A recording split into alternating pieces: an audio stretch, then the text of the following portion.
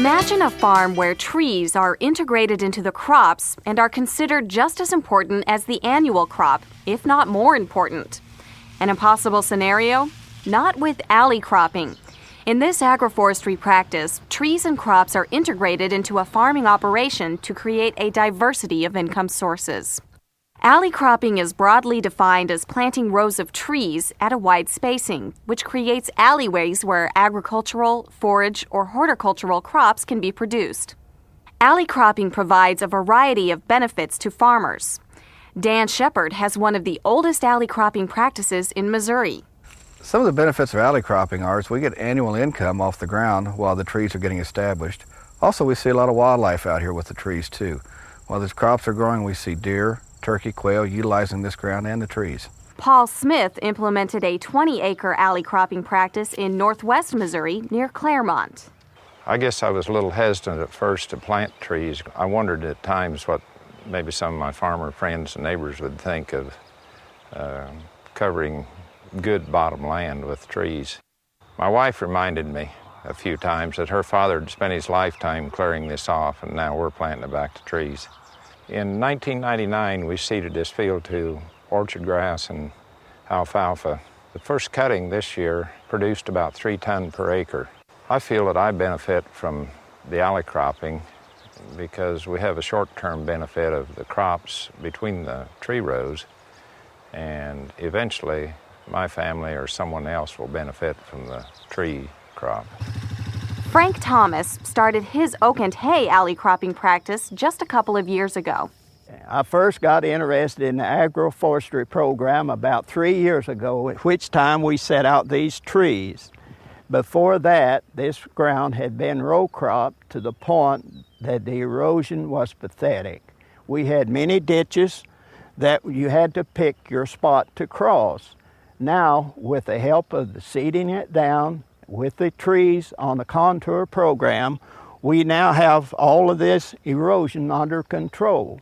I feel this is a win-win proposition with the farmer. He gets some hay off the ground, and my children and grandchildren will have the benefit of a timber crop along with many different nuts that we have planted. Ron Heskett has an alley cropping practice on his Nebraska farm located just beyond the Missouri border. I've always had an interest in trees, and I was looking for something to give me a higher return per acre on my farming operation. So in the spring of '93, I got associated with the Nebraska Nut Growers Association. And through them, I learned the grafting technique, which you'll see here. This is the bench grafted trees. These are black walnuts. These were planted in the spring of '97, so 3 years ago. I'm in a corn-soybean rotation here. Every other year is corn and alternate with soybeans.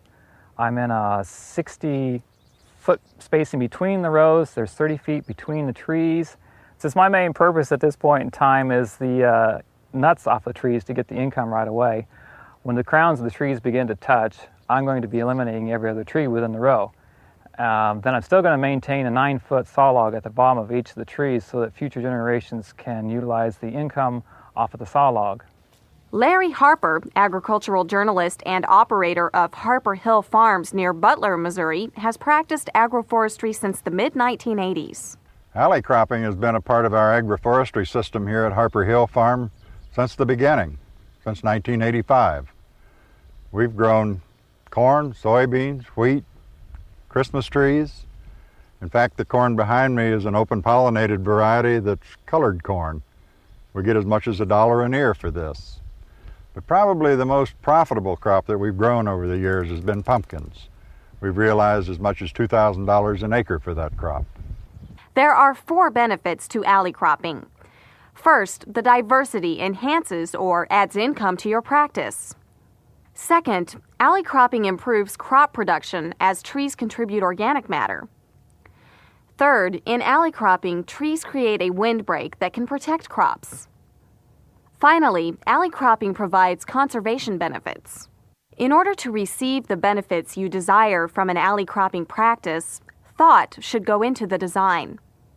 Planning the design of your alley cropping practice starts with identifying your production objectives, determining tree spacing, orienting your rows to obtain maximum sunlight, and creating a maintenance plan. Gene Garrett, director of the University of Missouri Center for Agroforestry, is a nationally recognized leader in designing and implementing agroforestry practices.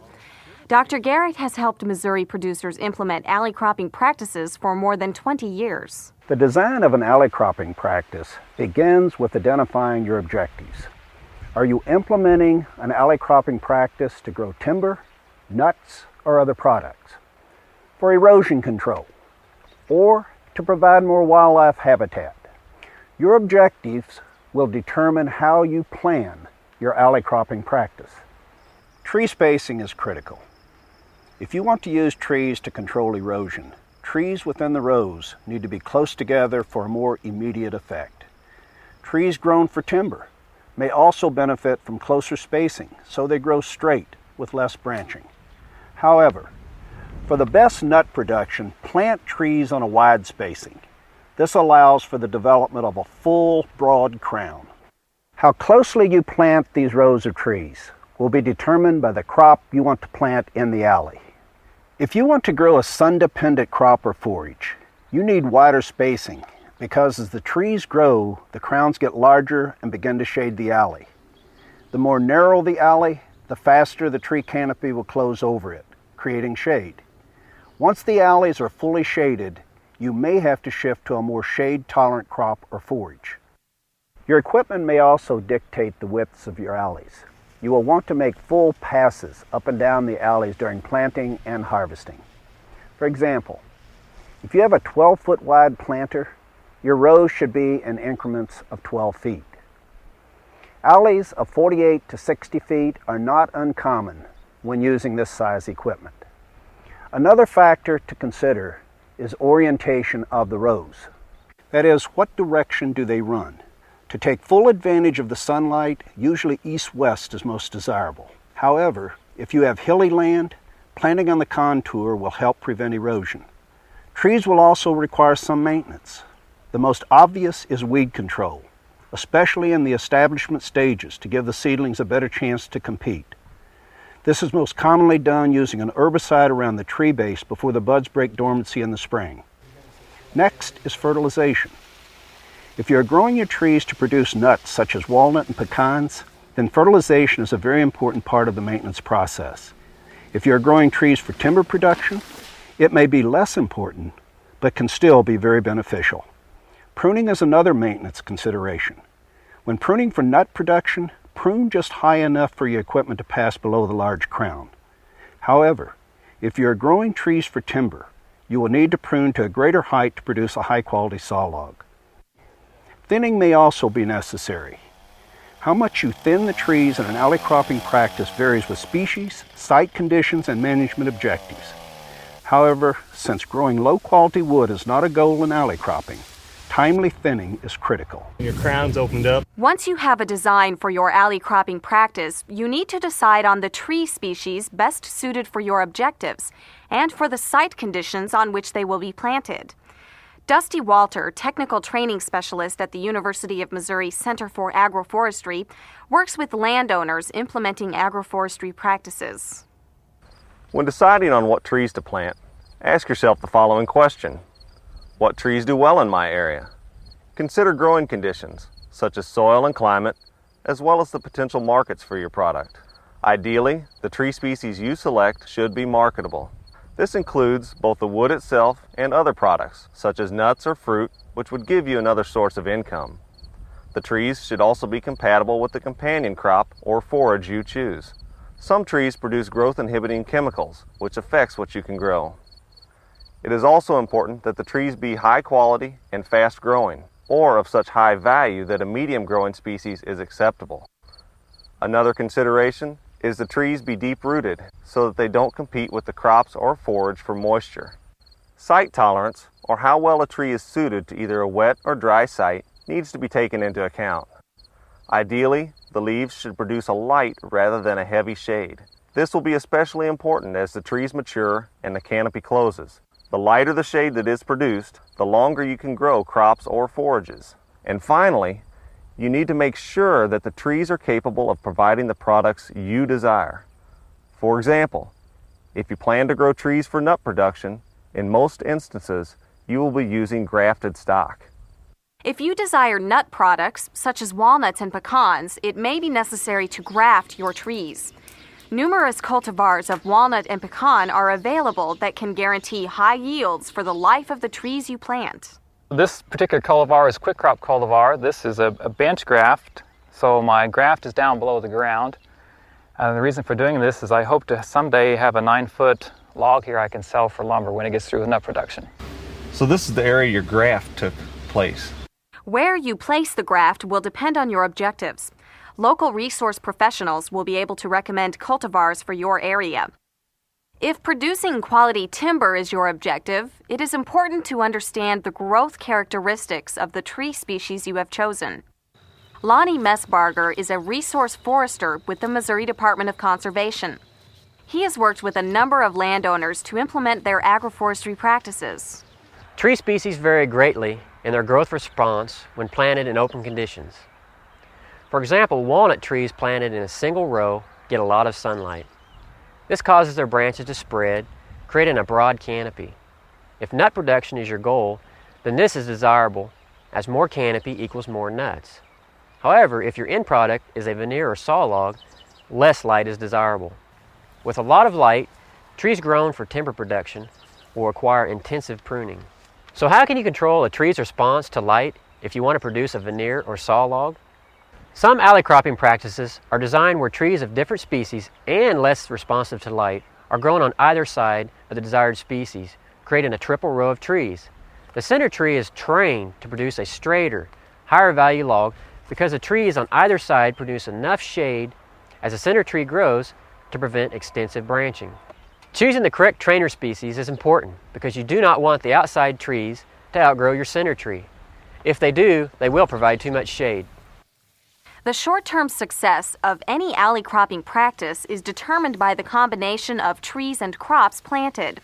Agronomist David Lindell worked with landowners for more than 20 years through University of Missouri Outreach and Extension. Choice of companion crops varies depending on the type of tree selected. There are 5 major groups of crops that can be grown in any alley cropping practice. One group is cereal or row crops. Forages are another group.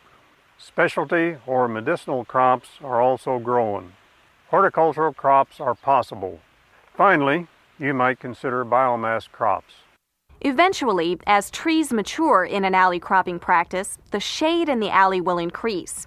The rate at which this happens depends on how wide the alleys are spaced. This will require shifting to a more shade-tolerant crop in the alleys. Dan Shepard talks about pecan trees that he and his father planted. 30 years ago, we planted the seedling pecans 35 feet apart in the rows, and that gave us a chance to farm between them. We were able to raise row crops of soybeans, wheat, and corn. Since then, these trees have all been grafted, and now they're starting to mature and canopied over. Now we're in complete solid nut production with this grove. Because there are a number of combinations of trees and companion crops, it's a good idea to check with your Agricultural Extension Service, Natural Resources Conservation Service, or State Forestry Office to ensure that your proposed plan does indeed optimize your economic gains. Alley cropping is a useful practice for farmers seeking income diversity and conservation benefits. Income is provided in the short term by production in the alleys. Longer-term income is provided by the trees and tree products. Trees also have a positive conservation effect. In other words, alley cropping is an ideal practice for production and conservation benefits. For more information about alley cropping, contact the University of Missouri Center for Agroforestry.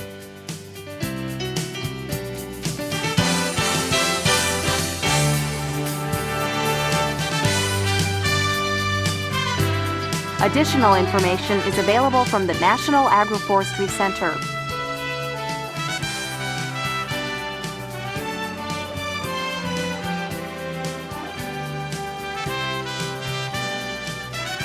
Your local Natural Resources Conservation Service, State Forestry Service, or University Extension Office may also have information.